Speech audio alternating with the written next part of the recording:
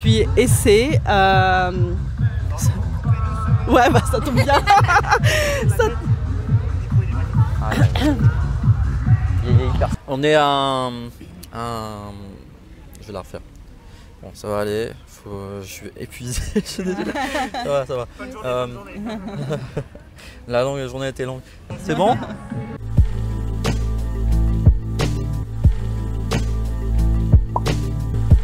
Est-ce que vous pouvez vous présenter s'il vous plaît? Oui, alors moi je suis Essai Messan, je suis militante féministe et aussi organisatrice de projets au sein du collectif Les Voix Éclairées.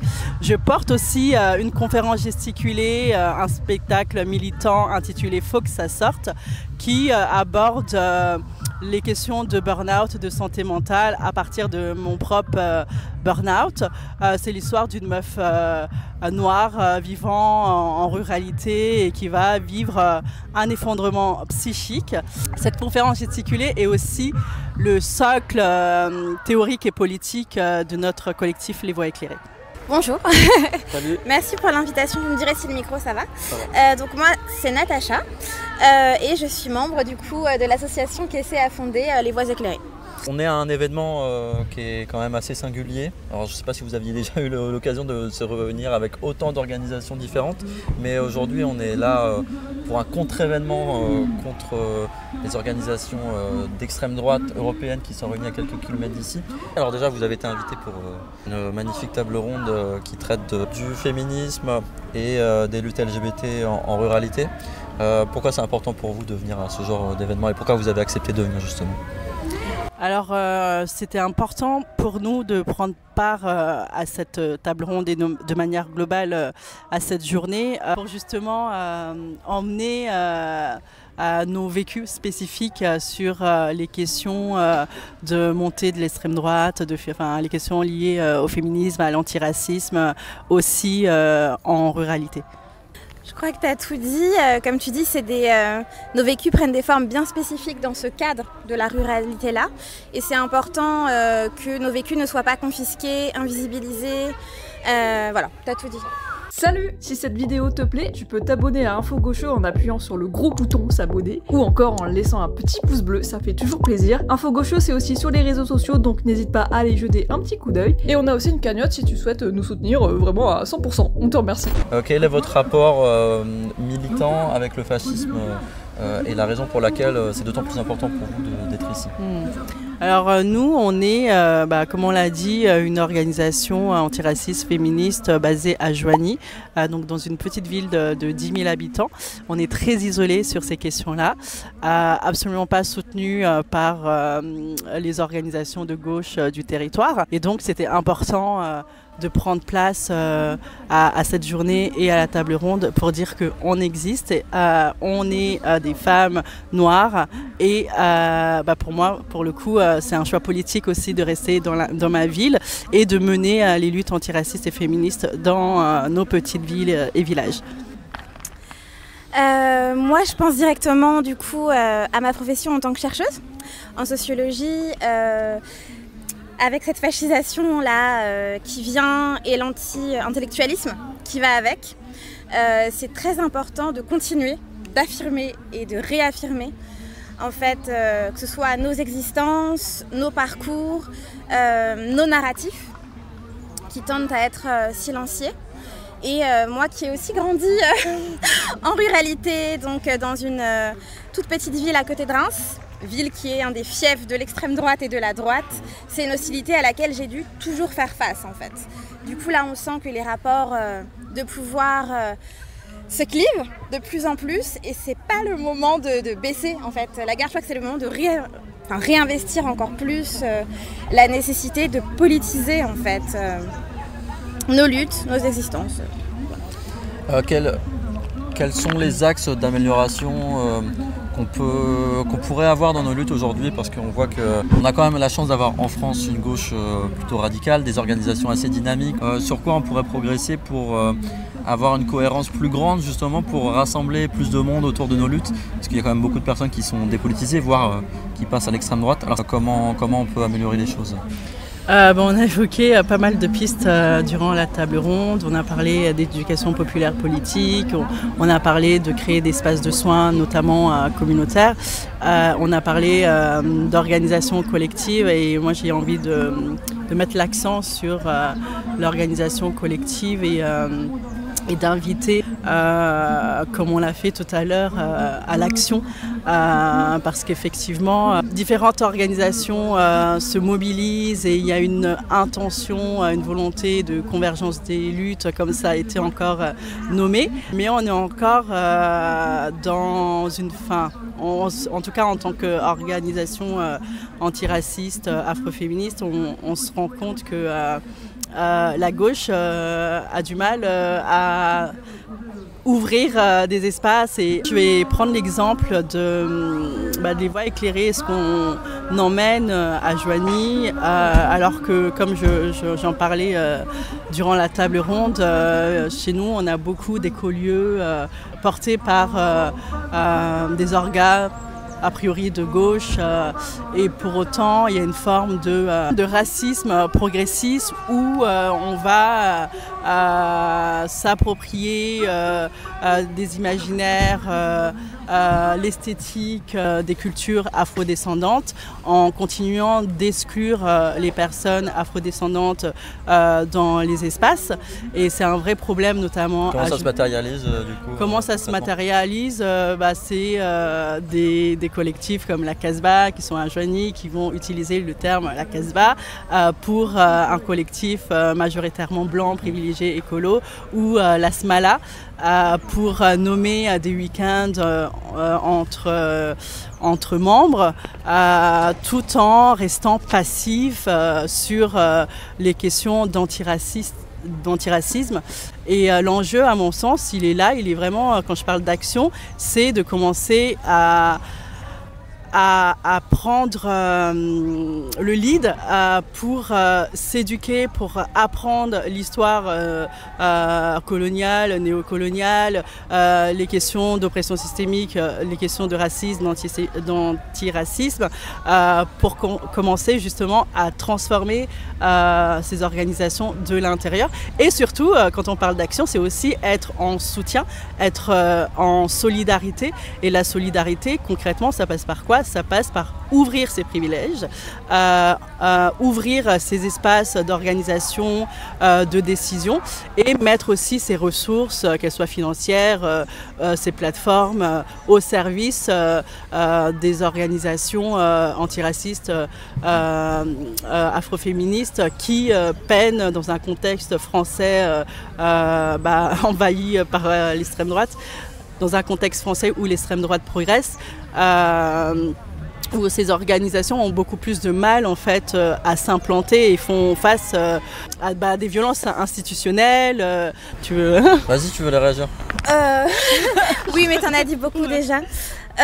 Non, je dirais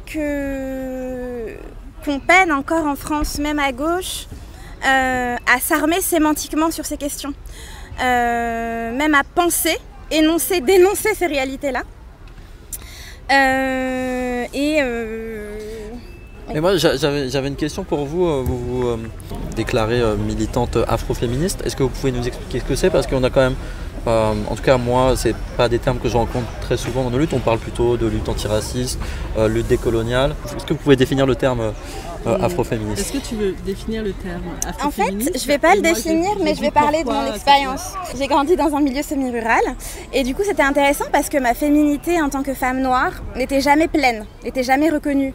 En fait, je me suis jamais reconnue dans les canons de beauté habituels, idéalisés. On m'a toujours, j'ai un peu vécu un déni de féminité en fait. C'est ce qu'on appelle la misogynie noire. Du coup le sexisme, qui s'adresse pas particulièrement aux femmes noires. Et ça m'a beaucoup questionné sur mon propre rapport à ma féminité. Et aussi le fait qu'on me renvoie toujours à une africanité. Moi, je parlais pas... L'esthétisation, voilà, notamment. C'est ça. On m'y renvoyait tout le temps. Et du coup, pouvoir en fait me réinscrire dans une lutte panafricaniste et aussi féministe, propre aux personnes, propre aux femmes noires, c'était en fait un peu réhabiliter toutes ces personnes avant moi en France et ailleurs. Qui ont avant moi en fait vécu ce que je vis et me faire héritière de ces luttes-là. Mais je suis pas sûre d'avoir répondu à la question. Si. Sur la définition de ce qu'est l'afroféminisme. Et c'est bien partir, c'est une expérience personnelle. Oui, moi je te rejoins sur ce que tu partages par rapport à tes expériences personnelles.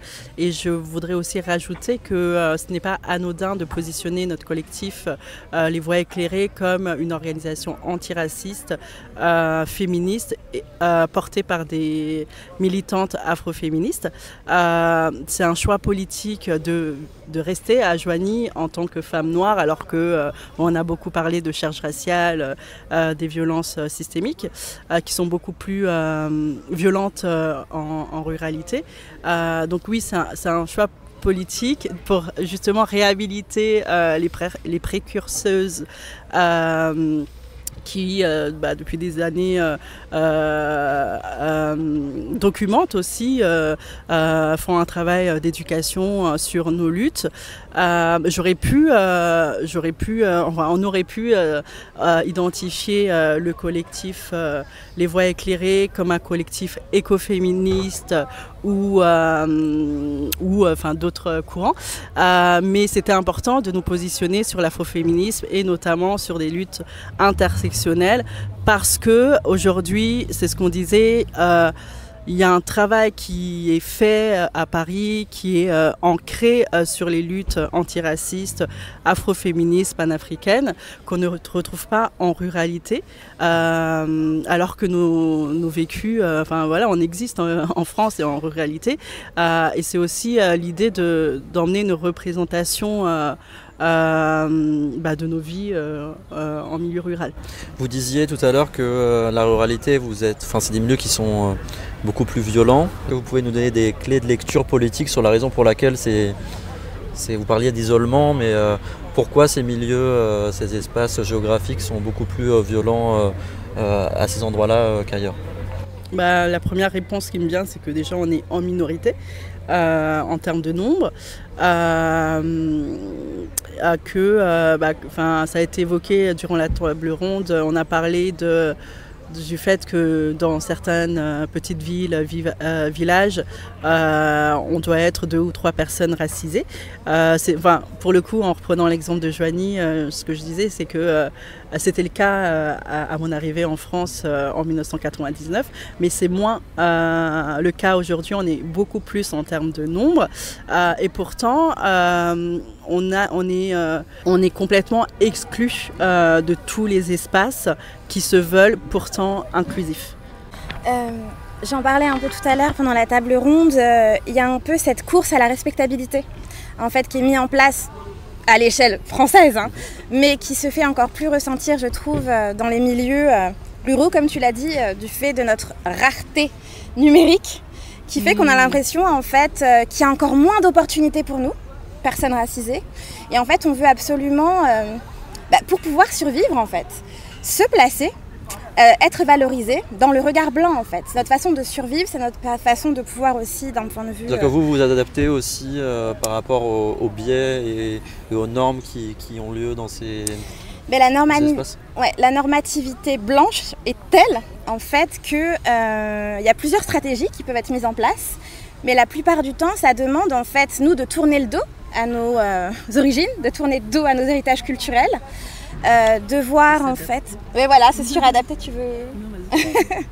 tu veux en parler. Ça demande aussi, en fait, d'internaliser tous les présupposés négatifs, en fait, qui sont associés à nos groupes d'appartenance auxquels on nous renvoie en permanence.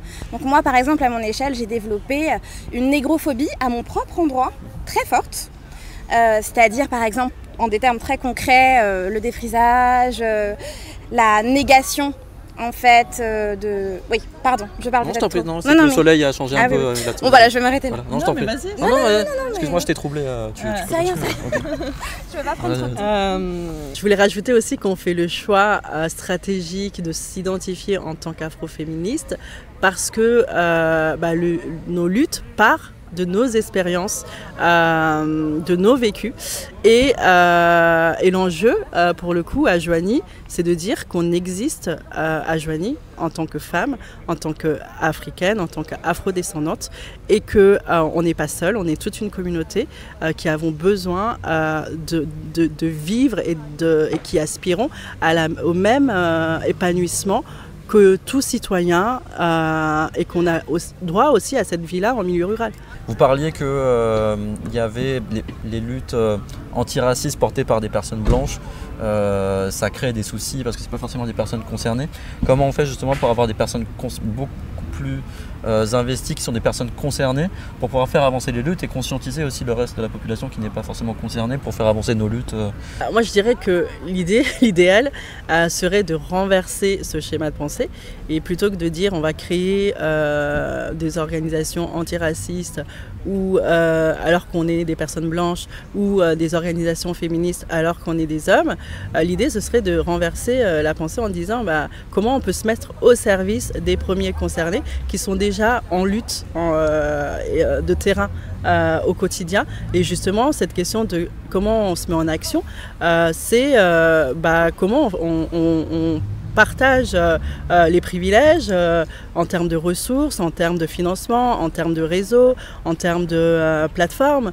C'est plutôt, moi j'invite plutôt à renverser à comment on vient, comment on est dans une solidarité incarnée et de terrain, quoi, et pas une forme d'antiracisme moral. Juste peut-être aussi penser sa position dans les rapports de domination. Je pense qu'on ne peut pas faire l'économie de ça et sortir juste de la pure déclaration en fait et faire comme vous faites là en fait. Aller chercher, parce que comme tu dis, on est là en fait. Oui. La question à se poser c'est pourquoi les personnes qu'on aimerait viser ne sont pas dans les organisations et faire vraiment cette autocritique d'aller chercher le pourquoi et d'aller chercher des personnes en fait qui... Parce que souvent en fait il y a une logique de dire mais ces personnes qu'on vise ne viennent pas. Pourquoi? Enfin, se poser la question de... C'est parce qu'elles ne s'y retrouvent pas, en fait, dans nos discours et aller chercher vraiment... Mais c'est compliqué, hein, ça demande de se repositionner tout le temps.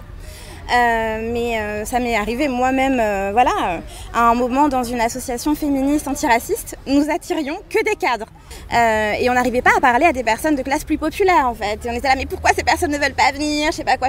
Et ça nous a ça a nécessité vraiment une réflexion en interne de pourquoi on ne parle qu'à ce public. Et c'était intéressant justement d'aller chercher dans des luttes locales, parce qu'en fait elles sont là, elles sont tout autour de nous, ces personnes, que ce soit des personnes qui travaillent sur le sujet ou encore mieux des personnes qui sont investies sur le terrain. C'est peut-être un peu simpliste de dire ça comme ça, mais... C'était le cas par exemple, nous on parlait des luttes écologistes avec une personne qui sont sur le terrain, une agricultrice, et de ne pas forcément parler que entre chercheurs ou que entre militants politiques, etc. parce que c'est aussi important d'avoir des gens de terrain. Non, c'est vrai que c'est quelque chose que je trouve très important de se situer à l'échelle de la politisation des personnes et non pas toujours aller chercher les sujets politiques déjà labellisés, qui maîtrisent, comme tu disais, le vocabulaire militant et les concepts à la perfection. Mais vraiment aller chercher, c'est ce que je disais tout à l'heure à la table ronde, vraiment le politique dans toutes ses formes. Pas que dans les formes déjà hyper labellisées, connues, reconnues, sinon on passe à côté de plein de choses. Voilà. Je voulais rajouter une question toute simple à se poser, c'est pour qui on s'organise? Et si ces personnes ne sont pas autour des tables de discussion, de prise de décision, c'est qu'il y a un problème. Et du coup, la solution, c'est d'aller les chercher parce qu'elles savent quoi faire. Merci. Est-ce que vous avez un dernier mot, un petit mot pour ouvrir les perspectives et espérer dans cette période un petit peu compliquée, mais on va résister. Est-ce que vous avez un mot d'espoir? Juste l'action, être en action, et il n'y a pas de petite action, toutes les actions comptent. C'est vrai que la période est hyper déprimante. En tout cas, on a passé une bonne journée ensemble. C'était, c'est déjà noter, ça. C'était quand même très enrichissant aujourd'hui. Non, je dirais juste que souvent les gens oublient en fait que les combats, on les a gagnés en général par la lutte, par l'engagement politique, et ça va se repasser encore. Même si là on est sur défaite, Vraiment. Mais l'histoire en est remplie de ces exemples-là. Faut pas les oublier, faut les mobiliser quand les temps sont un peu durs. Et je trouve aussi que si on lit la situation politique comme le backlash, en fait finalement que c'est parce que nos luttes avancent qu'en face, nos adversaires politiques, du coup, se sentent obligés. Parce que les rapports de pouvoir, en fait, les différentiels de pouvoir entre tous les groupes sociaux, ça me nuise. Parce que justement, on touche du doigt, de très loin encore, mais toujours de plus en plus cette égalité, ou en tout cas, de plus en plus de groupes minoritaires, en fait, accèdent à de plus en plus de droits. Si on lit la situation comme ça, ça va mieux, je trouve. C'est juste une conséquence, quoi. Très bien dit. Eh ben, on vous remercie. On souhaite à tout le monde de vous suivre sur les réseaux. Les voix éclairées. Les voix éclairées. @essai Messan. Oui. Et pour toi? Non, mais moi je fais partie de l'équipe, donc j'ai Oui, pas... les voix éclairées sur tous les réseaux. Suivez les voix éclairées et à bientôt. À bientôt, merci beaucoup. On se reverra bientôt. d'avoir bravé la fatigue. Merci. Merci. Salut.